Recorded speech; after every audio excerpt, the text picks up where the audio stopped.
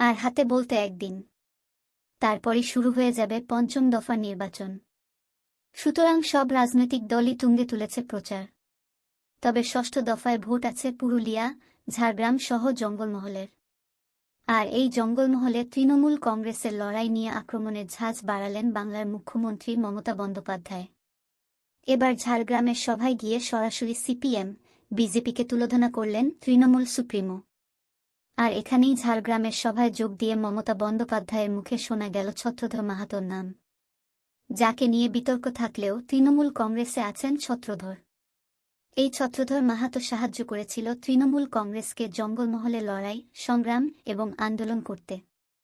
সেই কথাই শোনা গেল মুখ্যমন্ত্রীর মুখে। তৃণমূল নেত্রী বলেন, ছত্রধর মাহাতো বহুদিন আগে জেল থেকে ছাড়া পেয়ে গিয়েছিল। 2008 সালে সিপিএমের আমলে আমরা ওকে জেল থেকে ছাড়িয়েছিলাম।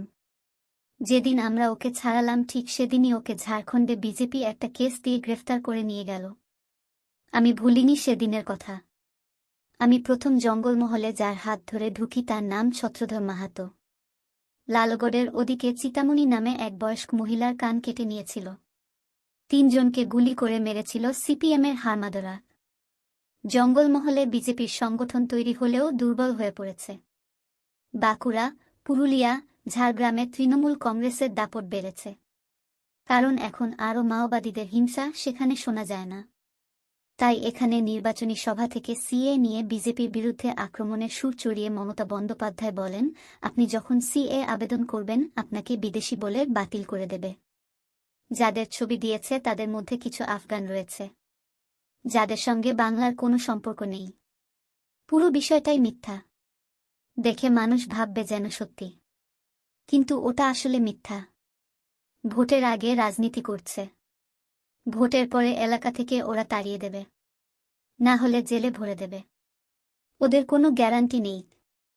এরপর পঞ্চম দফার ভোটের আগে ঝাড়গ্রাম থেকে সুর সপ্তমে তুললেন মুখ্যমন্ত্রী। আর বিজেপি এবং প্রধানমন্ত্রীর উদ্দেশ্যে তোপ দাগলেন। চাচাছোলা ভাষায় আক্রমণ শানিয়ে মমতা বন্দ্যোপাধ্যায়ের বক্তব্য, আমাদের চোর বলছে, কিন্তু সবথেকে বড় চোর তো বিজেপি। দেশটাকে বেচে দিয়েছে, সব টাকা ওরা পকেটে ভরেছে। মোদিবাবু, তোমার টাকার দাম কত আর মানুষের জীবনের দাম কত একবার ভেবে দেখেছ? বিজেপি ভীষণভাবে মিথ্যা কথা বলার চেষ্টা করছে। ভোটে জিতলেই এনআরসি করে সবার ধর্ম বাতিল করে দেবে।